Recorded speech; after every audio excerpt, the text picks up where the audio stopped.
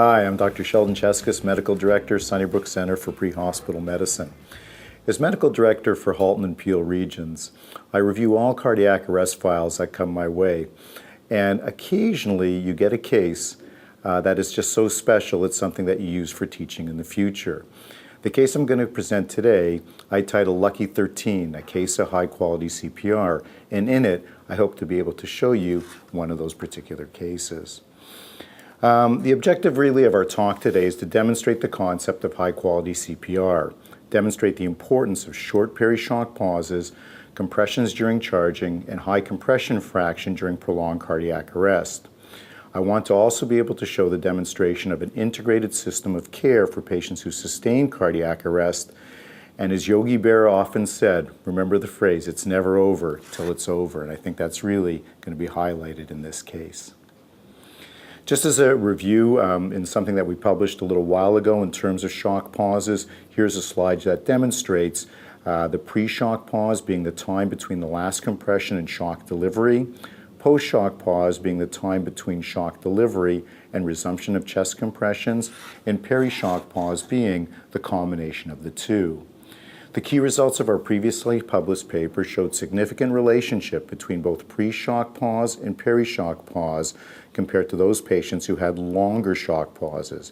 Remember, we did not find any significant findings related to post-shock pause in our previous study.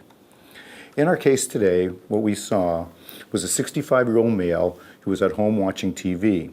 He said to his wife, "I think I'm having a heart attack," and immediately slumped on the couch. The interesting thing about that is whenever we teach medical students and residents, one of our favorite things that we always worry about is when a patient says they're going to die, they're actually usually right. So we got very nervous when that happened in this particular case. The wife was great. She called 911 right away. EMS called received at 22:19, arrived patient at 22:23. So EMS was on scene within 4 minutes of the patient sustaining cardiac arrest.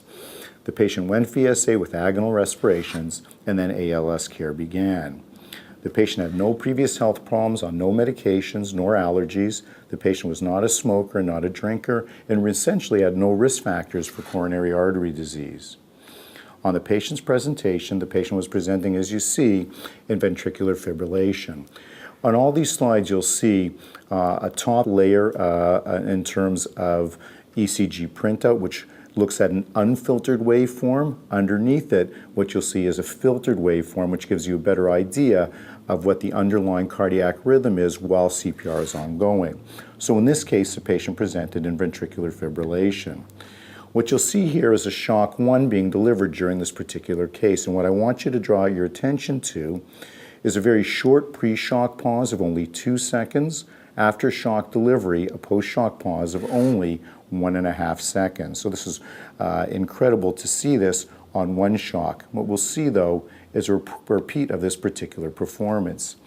Here, what you'll see is a video of shock 2, and what you'll be able to see in a shortened form is a concept of compressions during charging. When you look at the CPR waveform at the bottom of the slide, a straight line means no CPR is ongoing.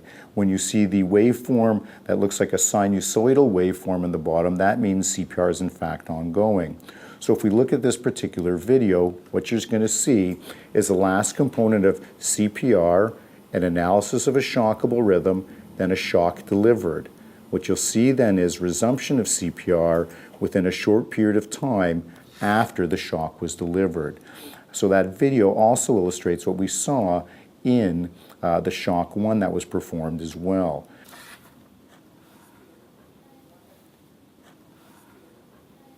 Here we move to shock 3 of this patient, and again, replicated was a short pre-shock pause of 1 second, again a short post-shock pause of 1.5 seconds, and you'll see as CPR starts after shock delivery, you'll begin to see some QRS complexes developing. Unfortunately, these weren't associated with any blood pressure, and hence CPR may continue to occur.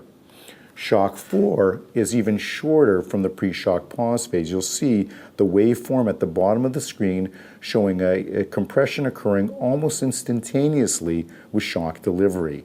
A post-shock pause, again, of a very short time frame, only 2.5 seconds. So you've been able to see 4 of the shocks that were delivered to this particular gentleman. So basically, after 6 shocks were delivered, you see the following waveform. You'll see at the bottom the last compression of the case, and finally a perfusing rhythm occurs after shock number 6. So this is the rhythm now 2 minutes after CPR with respect to shock 6. The summary of the patient's care provided was an arrival of patient at 22:23, a return to circulation at about 22:36. The vital signs are as we see above, with 6 shocks provided in the case. The reason we call this case Lucky 13 is 13 minutes of ongoing CPR occurred during the case. Intubation was delayed by about 12 minutes in this case, in keeping with the ROC trial that we're currently undergoing. Epinephrine, amiodarone, and dopamine were provided, occurring to ACLS standards. When you look at this slide, what you'll be able to see are the CPR quality measures aside from the shock pauses that we've demonstrated. You'll notice that the CPR fractions are all very high, showing a very high hands-on time performing CPR. The compression rates are all in the range of 102 to 112. You'll see the mean compression depths are all significantly deep, all over 5 centimeters. So this was a case that did not just have excellent quality shock pause durations, but excellent all-around quality of CPR.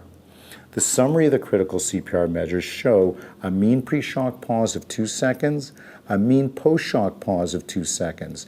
To put that into context, the median shock pause in the ROC consortium for pre-shock pause is currently approximately 15 seconds. To see shock pauses in a case of the length of only 2 seconds is extremely impressive. The mean CPR fraction in this case is 0.83, compression depth of well over 5 centimeters. Compression rate between that 80 to 120 range, so we're at 106, the length of duration, 13 minutes 45 seconds. Here's a slide that's going to show you in a video format the last 2 minutes of CPR, as well as a component known as compressions during charging. Compressions during charging is the technique we use in Peel and Halton regions to shorten the pre-shock pause and increase the likelihood of a successful shock terminating ventricular fibrillation. So if you watch this video here, what you'll begin to see is the last 2 minutes of CPR. So compressions are ongoing. You then get a 2-second, this one's a bit longer, ventilation pause followed by a resumption of compressions. At the end of the 2-minute cycle, the paramedic confirms VF. You'll see at the top it says defib charging, but they begin their compressions during the charging phase. Short shock pause, shock delivery after only 1 second of pre-shock pause. So that's a beautiful example of how compressions during charging can significantly decrease your pre-shock pause. In our system of care in Peel and Halton regions, when a patient has a return to circulation, a post-circulation or post-ROSC ECG is performed. In this case, an ECG was performed which confirmed an acute inferior wall myocardial infarction. All patients who have a return to circulation in Peel region after cardiac arrest with a STEMI positive ECG are taken to the local cath lab, and that's what happened in this particular case. The patient arrived at the cath lab door at 23:13, 50 minutes after the time of their cardiac arrest. He was on the cath lab table a half hour after arrival to the department with the balloon up time 13 minutes later. This shows you a picture of the patient's pre-PCI angiogram, which shows clearly a culprit lesion in the right coronary artery. What you'll see here is a post-PCI angiogram showing significant improvement in circulation in the culprit vessel. Post-PCI care, the patient received therapeutic hypothermia for 15 hours, 15 minutes. Temperature drop was as per protocol from 36.9 to 31.5 after 3 hours and 15 minutes. The patient was clearly quite ill, requiring significant inotropic support and an intra-aortic balloon pump. The patient was discharged to his regional hospital on day 5 and discharged home 10 days after his cardiac arrest impressively with a CPC score of 1. In fact, the patient had very little recollection of the events of the previous 10 days. It was clearly a remarkable story of not only bystander CPR by the wife and early activation of 911, but superb care by all of those involved in this particular case. The conclusion from this case is good quality CPR saves lives, but clearly high quality CPR with short shock pauses and excellent deep compressions can save lives that we previously thought were not able to be saved. Perhaps the greatest compliment that the paramedics could receive was that from the interventionalist at the end of the case, who basically said, without the excellent care of the paramedics, this gentleman would have never survived.